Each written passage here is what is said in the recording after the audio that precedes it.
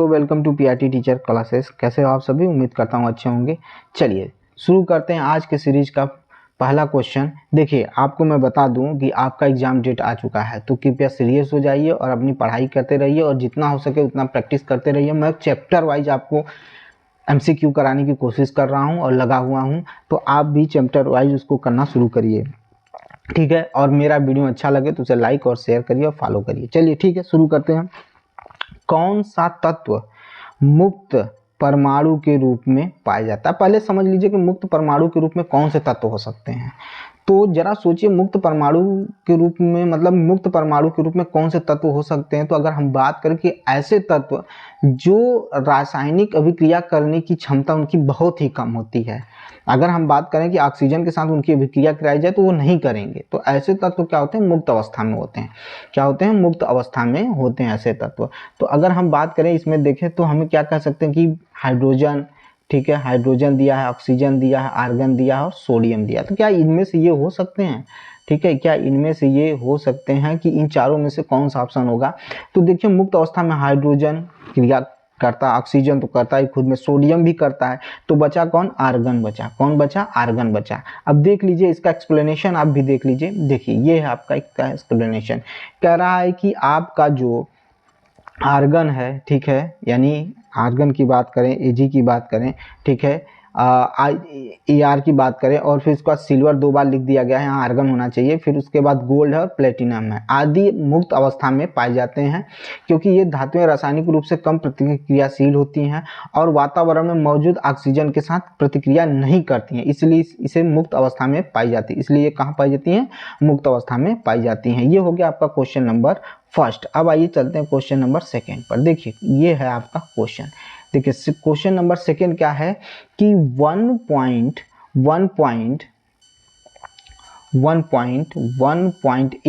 H2O, ठीक है, H2O 1.8 H2O, ठीक है, में अणुओं की संख्या, ठीक है, H2O में अणुओं की संख्या दी हुई है। अब जरा समझिएगा, अगर बात करें तो हमारा परमाणु मतलब जो इसका द्रव्यमान दिया है वो कितना दिया हुआ है? तो किसका दिया हुआ? तो H2O जो है उसका द्रव्यमान दिया है 1.8 दिया हुआ है, लेकिन इसका परमाणविक यानी आणविक द्रव्यमान देखा जाए तो हाइड्रोजन के 2 हो गए और ऑक्सीजन के कितने हो गए? तो 16 हो गया। तो टोटल कितना हो गया? 18 हो गया। कितना हो गया? तो 18 हो गया। अब ये आपका मिल गया। अब इसे अगर हम क्या किया जाए, अगर इससे हमें क्या निकालना है? अणुओं की संख्या निकालनी हो, तो इस तरह से हम क्या कर सकते हैं? सॉल्व कर सकते हैं। देखिए, पानी का द्रव्यमान 1.8 दिया हुआ है। पानी का द्रव्यमान कितना दिया हुआ है? तो 1.8 दिया हुआ है, ठीक है। पानी का आणविक द्रव्यमान 18 है, आपको भी पता है, ठीक है, और यह हमेशा स्थिर होता है। अगर अणुओं की संख्या निकाले तो पानी का द्रव्यमान बटे मोलर द्रव्यमान, ठीक है, और 1.8 बटा 18 कर सकते हैं, 1.8 बटा 18 कर सकते हैं। तो आपकी वैल्यू कितनी आएगी? तो 0.1 आएगी, क्योंकि ये डिवाइड हो जाएगा। उसके बाद आपको पता है कि 18 ग्राम पानी में कणों की संख्या कितनी होगी, क्योंकि आपने पढ़ा था अवोगाद्रो संख्या, ठीक है, अवोगाद्रो नंबर, तो ये होगा। अब इसी में क्या करेंगे? तो 6.022 इंटू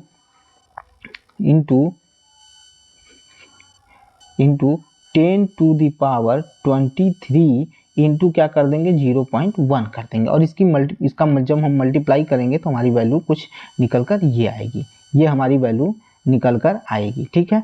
अब जब इसे आ गया तो इसे अगर हम सॉल्व करें तो हम क्या कर सकते हैं? पॉइंट को इधर ला सकते हैं और 2 इंटू 10 टू दी पावर, जो यहाँ पर वैल्यू है इसे 22 कर सकते हैं। क्या कर सकते हैं? 22। तो इस आधार पर देखा जाए तो ऑप्शन डी जो है वो क्या होगा? आपका सही होगा। ऑप्शन डी जो होगा आपका क्या होगा? एकदम करेक्ट होगा। ये है आपका क्वेश्चन नंबर 2। देखिए, इसे लेने का, इस क्वेश्चन को लेने का सिर्फ मतलब ये था कि आप समझ लीजिए कि ऐसे न्यूमेरिकल आपको देखने को मिलेंगे, तो उसे सॉल्व करना पड़ेगा। तो ध्यान से देखिए और क्वेश्चन को बार बार रिपीट करिए, पढ़िए, ठीक है। चलिए नेक्स्ट क्वेश्चन देखते हैं। क्वेश्चन है आपके सामने क्वेश्चन नंबर 3। कह रहा है कि कार्बन, ठीक है, क्या कह रहा है? कह रहा है कार्बन डाइऑक्साइड के सभी नंबरों में कार्बन और ऑक्सीजन के द्रव्यमान का अनुपात 3:, क्या है भाई? तो 3:8 होता है, ठीक है, समझ में आई बात? 3:8 होता है। यह किस नाम के अनुकूलन है? ठीक है, तो कह रहा है कि पदार्थ की अनिश्चितता के नियम के आधार पर है, या स्थिर अनुपात का नियम है, अपवर्तन का नियम है, गैसीय अनुपात का नियम है। ठीक है, गैसीय आयतन का नियम है। तो देखिए इसमें स्थिरता की बात करा तो यहाँ पर क्या हो जाएगा कि स्थिर अनुपात का नियम होगा। क्या होगा? स्थिर अनुपात का नियम लगेगा। ठीक है, तो देखिए यहाँ पर कह रहा है कि द्रव्यमान संरक्षण के नियम की खोज एंटोनियो लेवॉइजर ने 1789 में की थी। ठीक है, यह बताता है कि रासायनिक अभिक्रियाओं में द्रव्यमान न तो बनाया जाता है न ही नष्ट किया जा सकता है। ये है आपका। ठीक है, तो ये इसका ऑप्शन क्या हो जाएगा? स्थिर अनुपात का नियम। अब आइए क्वेश्चन नंबर 4। क्वेश्चन नंबर 4 देखिए, क्वेश्चन नंबर 4 कहता है कि निम्नलिखित में से कौन एक परमाणु अणु के रूप में है? कौन एक परमाणु अणु के रूप में है? ठीक है, यानी एक परमाणु अणु के रूप में है। कौन है? हाइड्रोजन है, ऑक्सीजन है, ठीक है, आर्गन है, सोडियम है। देखिए हाइड्रोजन को क्या लिखते हैं आप?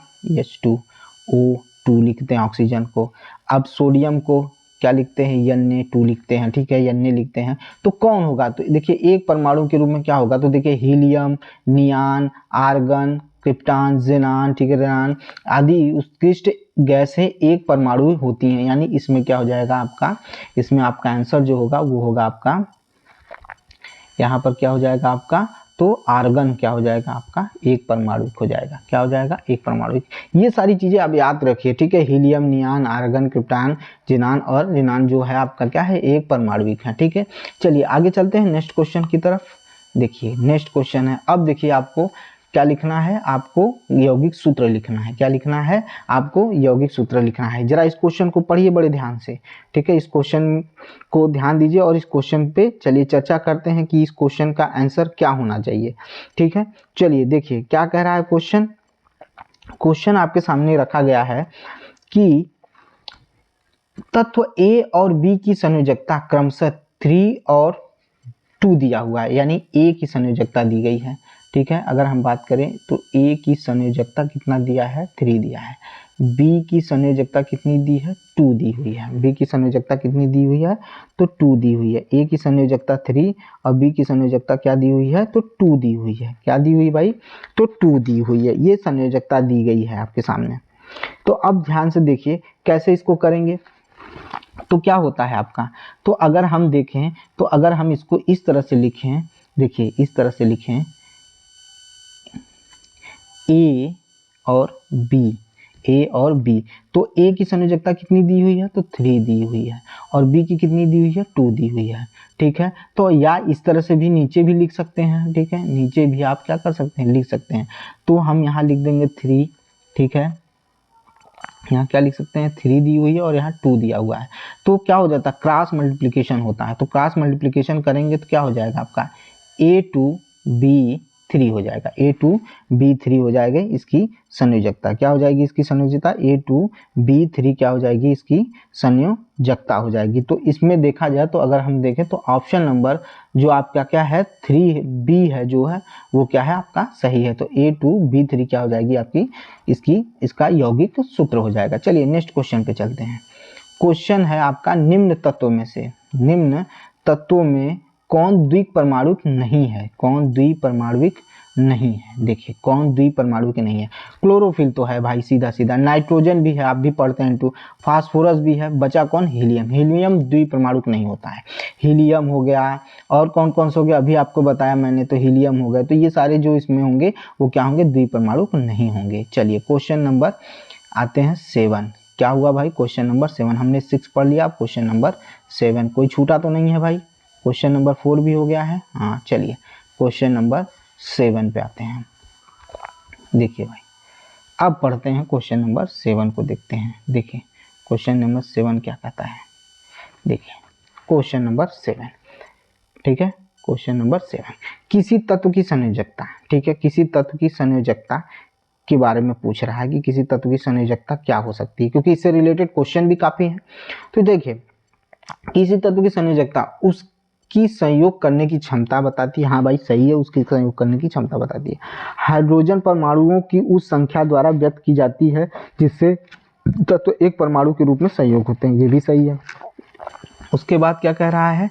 कह रहा है कि तत्व के परमाणु के बाह्यतम कक्ष में उपस्थित इलेक्ट्रॉन की संख्या पर निर्भर करता है। ये भी सही है। इसका मतलब ये हुआ कि इसका सभी ऑप्शन क्या है? सही है। अगर संयोजकता की बात करें तो किसी तत्व के द्वारा अपने अष्टक को पूर्ण करने के लिए जितने इलेक्ट्रॉनों की आवश्यकता होती है वही उसकी क्या हो जाती है, संयोजकता हो जाती है। ठीक है, फिर से सुन लीजिए, किसी तत्व के द्वारा अपने अष्टक को पूर्ण करने के लिए जितने इलेक्ट्रॉन की उसको आवश्यकता होती है वही उसकी क्या हो जाती है, तो संयोजकता हो जाती है। आइए चलते हैं नेक्स्ट क्वेश्चन नंबर है 8।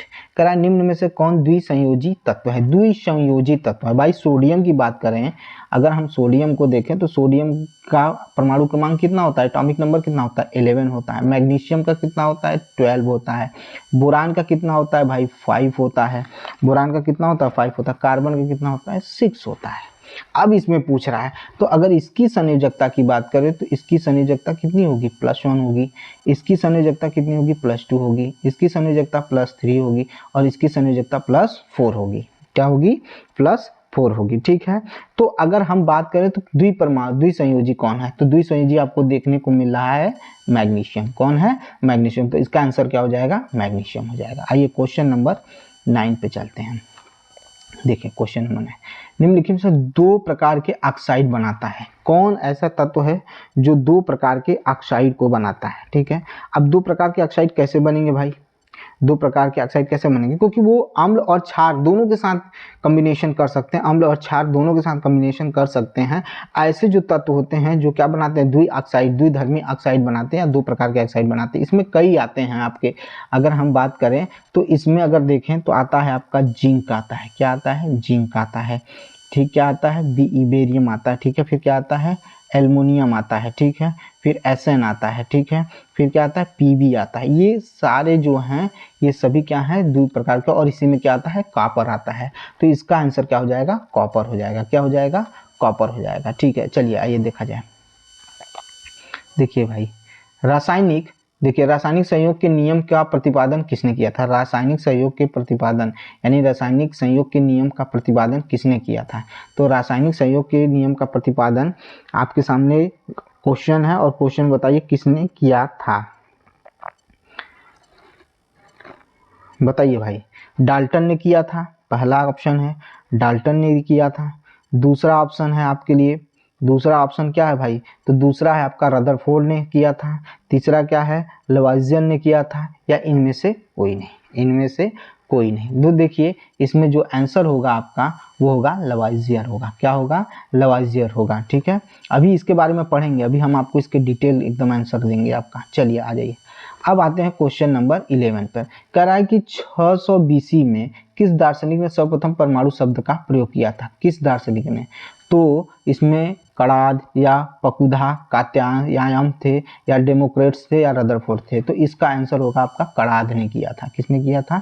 तो कणाद ने किया था। आ जाइए, अब कह रहा है एसटीपी पर किसी गैस के 1 मोल का आयतन, आपने बहुत अच्छे से पढ़ा होगा कि 22.4 लीटर जो है इसका क्या हो जाएगा, एसटीपी पर 1 मोल का आयतन क्या होता है? आपको मैंने बता दिया कि 22.4 लीटर। ये ऑप्शन में आ सकता है और ये क्वेश्चन पूछता है, बार बार पूछा गया है। अब आ जाइए भाई क्वेश्चन नंबर 13, 0.5 मोल H2O का द्रव्यमान क्या होगा? अभी आप एक क्वेश्चन करके आए हैं, फिर ये आपके सामने दूसरा क्वेश्चन आ गया। ठीक है, देखिए भाई क्या है कि कह रहा है क्वेश्चन क्या कह रहा है आपके सामने, तो कह रहा है कि 0.5 मोल H2O का द्रव्यमान क्या होगा? बताइए भाई, सोचिए जरा इस क्वेश्चन को। चलिए हो गया, देखिए अब सुनिएगा ध्यान से, मैं बताता हूं आपको। देखिए जल का 1 मोल, ठीक है, 1 मोल ग्राम में H2O के आणविक द्रव्यमान के बराबर होगा। ठीक है, तो इसमें अगर हम बात करें तो हाइड्रोजन कितना होगा, H2 की बात हो रही है। किसकी बात हो रही है? H2 की बात हो रही है, H2 की बात हो रही है, H2O की बात हो रही है। तो हाइड्रोजन कितना होगा भाई, 2। अभी बताया था मैंने कि क्या बताया था, तो मैंने बताया था आपको परमाणु का द्रव्यमान। ठीक है, यानी हाइड्रोजन परमाणु का द्रव्यमान कितना होगा, 2 होगा। ठीक है, ठीक है, उसी के साथ ऑक्सीजन का कितना होगा, 16 होगा। ये टोटल कितना हो गया भैया, 18 हो गया। कितना हो गया, 18 हो गया। कितना हो गया, तो 18 हो गया। अब करा कि जल के 1 मोल का द्रव्यमान, जल के 1 मोल का द्रव्यमान 18 ग्राम आ गया। ठीक है, तो जल के 1 मोल का द्रव्यमान 18 ग्राम है, तो 0.5 मोल का द्रव्यमान कितना होगा?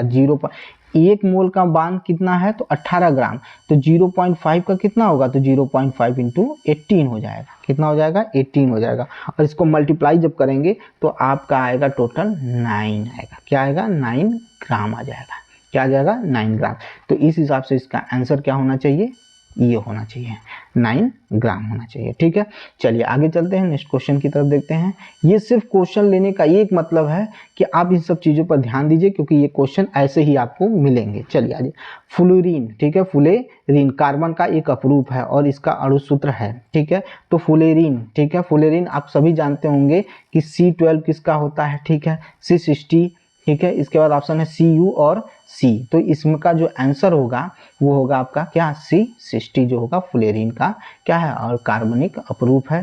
ठीक है, आ जाइए, अमोनियम सल्फेट का सूत्र। अमोनियम सल्फेट का सूत्र, अब देखिए यौगिक सूत्र बनाने का तरीका देखिए, अभी मैंने आपको बताया भी था, फिर से देख लीजिए। देखिए आपको मैं सामने रख रहा हूँ। ठीक है, देखिए इसमें 3-4 ऑप्शन आपके सामने रखे हैं, सभी के बारे में हम डिटेल से बात करेंगे। देखिए क्या है, आपके पास है NH4 ट्वाइस SO4 है, फिर NH4 SO4 का ट्वाइस है, फिर NH3 ट्वाइस SO4 है, फिर NHSO4 है। तो अब हम इस पर चर्चा करें कि किस तरह से इसका यौगिक सूत्र हम बना सकते हैं। तो चलिए देखिए, देखते हैं इसका यौगिक सूत्र कैसे बनेगा। चलिए देखिए, अगर हम बात करें कि NH4 अमोनियम, ठीक है, NH4 अमोनियम की बात करें तो NH4, ठीक है, ये हो गया। फिर क्या हो जाएगा? SO, ठीक है, क्या हो जाएगा? 4, ठीक है, ये हो गया NH4 SO4। यहाँ पर इसकी संयोजकता +1 होगी और यहाँ क्या हो जाएगा? -2 हो जाएगा। क्या हो जाएगा? -2। और आपको भी पता है कि ये इधर की तरफ क्रॉस मल्टीप्लिकेशन होता है और ये इधर की तरफ क्रॉस मल्टीप्लिकेशन। तो अगर हम लिखेंगे तो लिखेंगे NH4 का ट्वाइस, NH4 का ट्वाइस और SO4, क्योंकि यहाँ पर +1 है तो बस उसको ऐसे ही रहने देंगे। तो इसमें जो आपका आंसर होगा वो आंसर क्या हो सकता है? तो आपका पहला आंसर होगा NH4 का ट्वाइस SO4, ये यौगिक सूत्र है। ठीक है, अब आ जाइए, चलिए देख लेते हैं डिटेल से, एक आपके सामने जानकारी रख देता हूँ। रासायनिक संयोजन के नियम, देखिए रासायनिक संयोजन के नियम में अगर बात करें तो 5 मूल नियम है। ठीक है, पहला है द्रव्यमान संरक्षण का नियम, दूसरा है स्थिर अनुपात का नियम, गुणित अनुपात का नियम, उसके बाद गैलू-शेक का नियम। ठीक है, द्रव्यमान संरक्षण का नियम पहला हो गया, स्थिर अनुपात का नियम हो गया, तीसरा क्या हो गया? गुणित अनुपात का नियम, फिर गैलू-शेक का नियम। ठीक है, फिर उसके बाद अवोगाद्रो का नियम। ठीक है, ये 5 नियम है। आइए, द्रव्यमान संरक्षण का नियम, अभी मैंने बताया था कि इस नियम का प्रतिपादन रूसी वैज्ञानिक MV लोमो, ठीक है, लोमोनोसो ने किया था। ठीक है, लोमोनोसो ने किया था। इस नियम के अनुसार द्रव्य को न तो उत्पन्न किया जा सकता है, न ही नष्ट किया जा सकता है। इस नियम को इस प्रकार भी परिभाषित किया जा सकता है कि रासायनिक अभिक्रिया में पदार्थों का मूल द्रव्यमान में कोई परिवर्तन नहीं होता है, अर्थात अभिकारकों का द्रव्यमान और उत्पादन का द्रव्यमान दोनों बराबर होते हैं, यानी अभिकारकों का द्रव्यमान और उत्पादों का द्रव्यमान बराबर होगा। ये द्रव्यमान संरक्षण का नियम है। किसका नियम है? द्रव्यमान संरक्षण का। आइए दूसरा देख लेते हैं, स्थिर अनुपात का नियम। इसको कौन दिया था? तो इसे दिया था जोसेफ ल्यूई प्राउस ने दिया था। ठीक है, इस नियम के अनुसार रासायनिक यौगिकों में तत्वों का द्रव्यमान सदैव एक निश्चित अनुपात में होता है। ठीक है, चाहे जैसा भी आप उठाकर देख लीजिए, उसका जो अनुपात होगा द्रव्यमान का वो निश्चित होगा। इस नियम के सिद्ध होता है कि प्रत्येक यौगिक में उपस्थित अवयवी तत्वों का अनुपात सदैव निश्चित होगा। यह यौगिक का रासायनिक संगठन, स्रोत और बनाने की विधि पर भी निर्भर नहीं करता है। ठीक है, उदाहरण के लिए शुद्ध जल में हाइड्रोजन और ऑक्सीजन का अनुपात सदैव कितना होगा? 1:8 होगा। ठीक है, अब ये जल बनाने की विधि उसके स्रोत पर निर्भर नहीं करता है। चाहे जहाँ का भी जल उठाएंगे यही आपको अनुपात देखने को मिलेगा, चाहे जैसा भी जल उठाकर आप देख लीजिए।